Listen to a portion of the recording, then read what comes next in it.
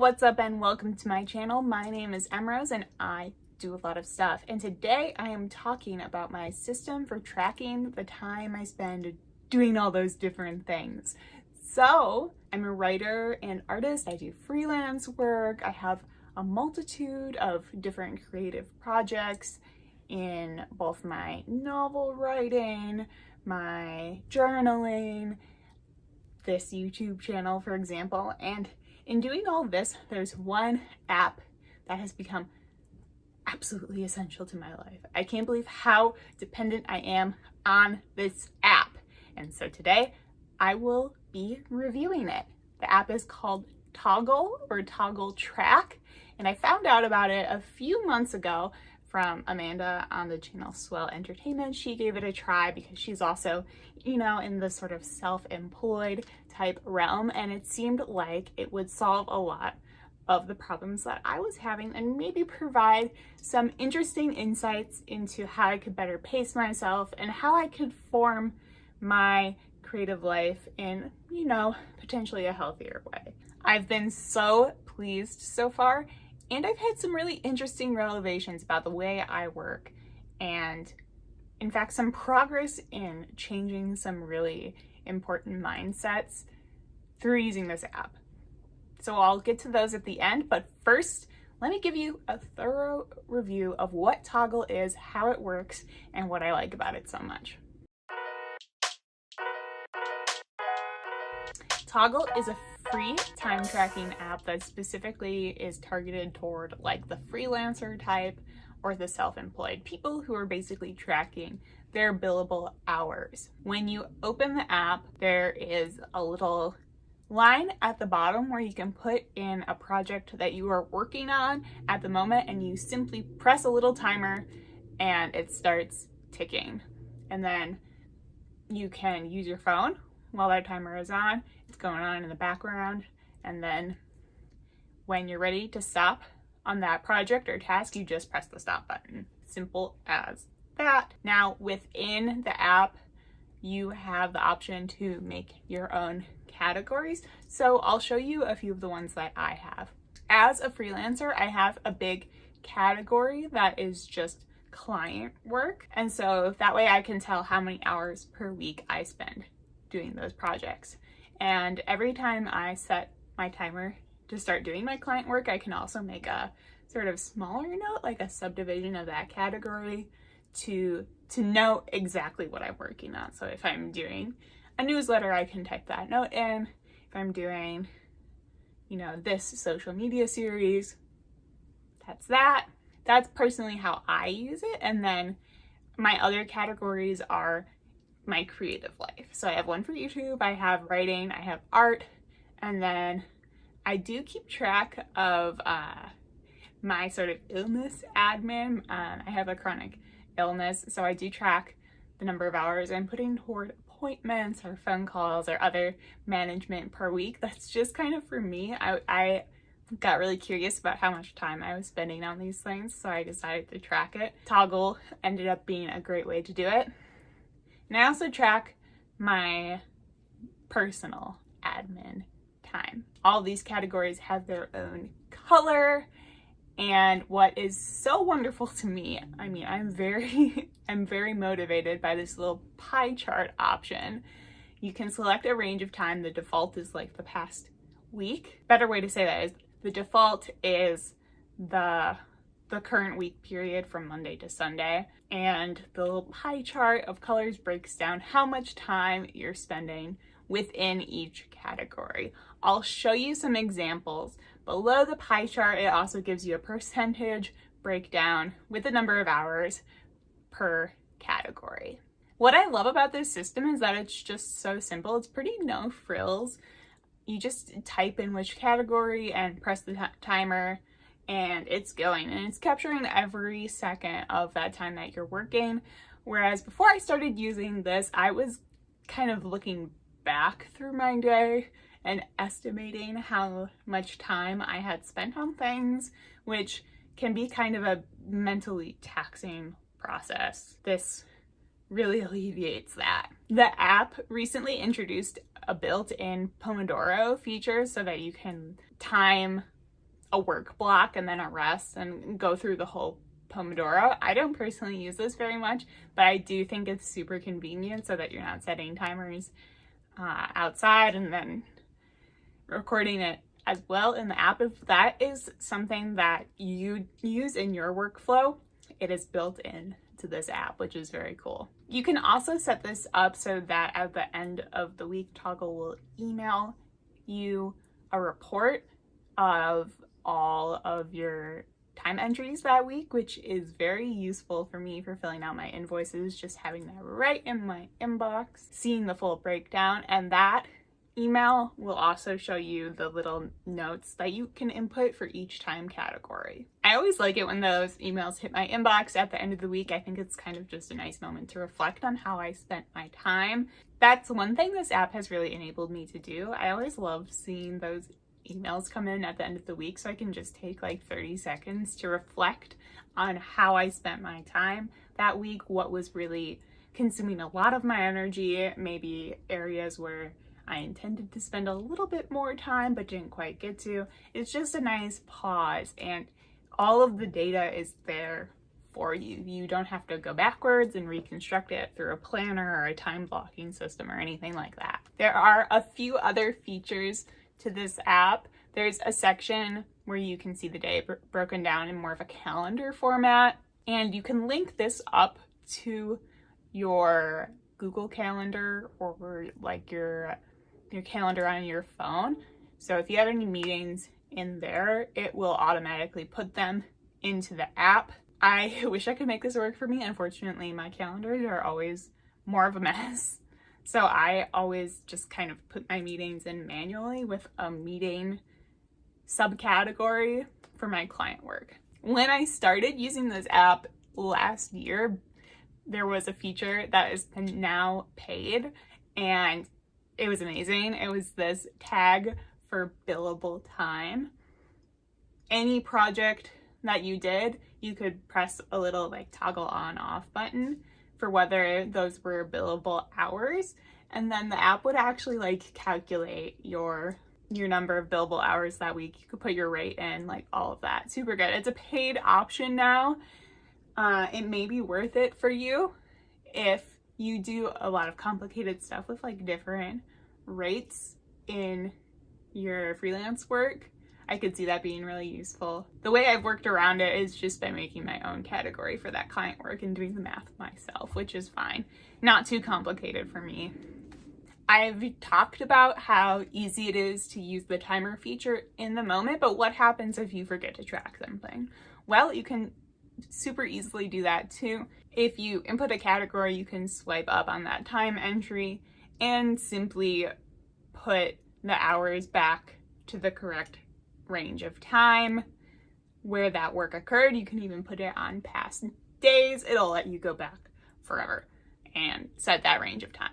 It even works if you realize like you're in the middle of a work session and you forgot to press start. You can go in there, put in your start time, and then keep the clock ticking for however long you want, and then press stop on the timer there. There are a few more things. You can export your time to spreadsheets.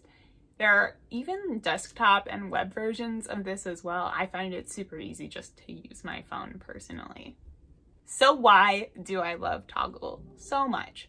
I love that for the most part, the bulk of the app is free. It is very functional with no payment. I think it's pretty no frills. It's not complicated. I didn't have a steep learning curve when it comes to using this app, but it's super customizable for your own purposes. You can really make the categories to suit your needs, and you can use those notes or subcategories to really flesh out your full range of projects that you're working on. As a self-employed or like indie creative type of person, one of the challenges you might face when you're starting out your business is learning how to be your own boss. Or really what I mean by that is structure your own time and come up with a workflow that suits your needs. And an app like this can really provide valuable information for that. By looking at this pie chart or looking at your time entries weekly or over a long period of time, you can really assess how long certain tasks are taking you. But there's another part of using this app that really changed my mindset and made me reassess my workflow. I want to talk about monotasking, the opposite of multitasking. Working on one thing at a time. As I mentioned, I first heard about this through Amanda's review on her channel, Swell Entertainment. And one of the things she didn't really vibe with about the app was that it's challenging to account for multitasking. Now, I will say it's not impossible. Like, if you go back, not in the moment, but if you've multitasked on 2 different categories of thing at the same time, you can put those within the same hour. I'll try to show you an example of what I mean, but you can see it in the calendar. It does not prevent you from overlapping your logs or your time entries, basically. However, you can't set more than one timer at once. Now this actually piqued my interest. Even though the app didn't really suit her needs in that way, I was like, that sounds extra, like I should try it out. So I'm a chronic multitasker. Arguably, I'm very good at it too. Like, it used to be the kind of thing I would put on my resume, like, thrives in an environment with many projects going on at the same time, or whatever. In the past, I could really focus with, multiple tabs open, multiple ideas happening, lots of things running at the same time. But it's become a question of, just because I can multitask, does that mean that I should? There's some evidence that multitasking is bad for both your brain and your productivity overall. Honestly, I couldn't really care less about maximizing my productivity in that manner. That's not really my priority right here. But as a person with a chronic illness, with a lot of ongoing health conditions, one of the things I've had to assess in my creative life and in my work life is how I'm going to keep my brain and my body working. I am not trying to burn out here. I am not trying to multitask my way to a complete standstill. Whatever I can do to avoid that, I'm very interested in. Between lots of screen time, lots of different ways that I am supporting myself and my income, and just, the sort of maximalist nature of my creative process, the whole thing can be very overstimulating. And that is the last thing that my nervous system needs. Yay, chronic pain. I do not want to overstimulate her, okay? She's going through enough. I've been trying to do things to ease my body's level of activation throughout the day, and I cannot believe that Toggl has been the solution for this for me. It has made me a monotasking queen. Because I have to push a button to start a task or switch tasks, I've become so much more mindful of that process, and it really makes me stop and think just for a few seconds, do I really need to switch tasks right now? Why do I feel the need to switch? Am I feeling bored? Am I understimulated? Am I frustrated? Is that really the best move for me right now? Or should I continue focusing here on what I've already started? Do I need to get more balls up in the air on this day when I can see I already have been through very many different projects? Just like that. It's a small and non-judgmental reminder. It's not locking me out of my phone for any period of time. It's not saying that I can't look at other apps if I'm feeling a little distracted and I want to go on TikTok. It's still running in the background. But all the same, it really has increased my level of mindfulness about how I'm moving through my workflow and how I am choosing to structure it. After about a month or so of tracking my time this way, I noticed I was feeling a lot less frantic and anxious about how I was spending my time. And I was really learning to like that feeling of being in focus mode on a single project.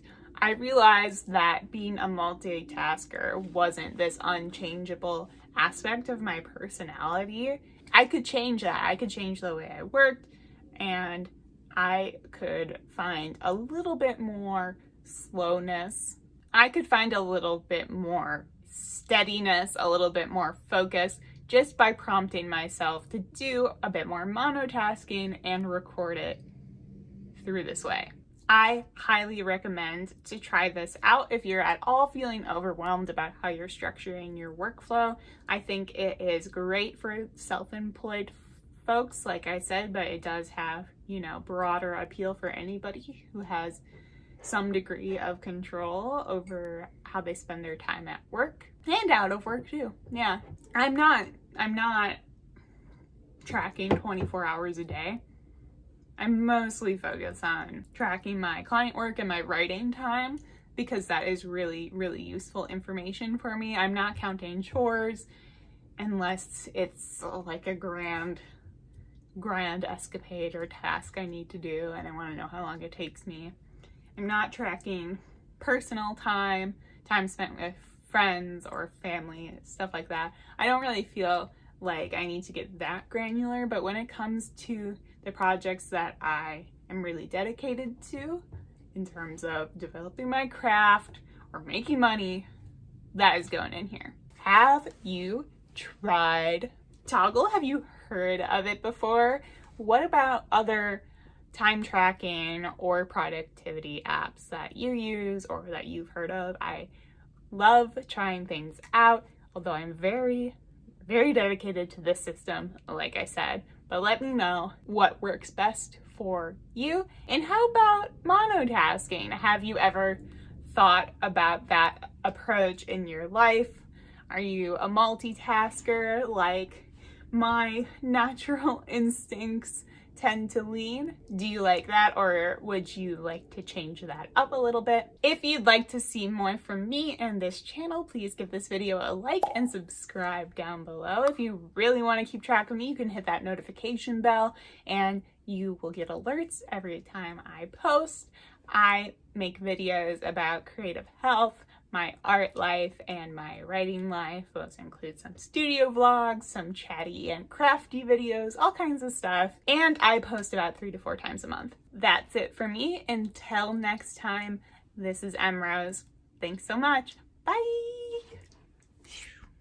After the first month or so of tracking my time this way, oh my god, I think that's like the 8th motorcycle this video.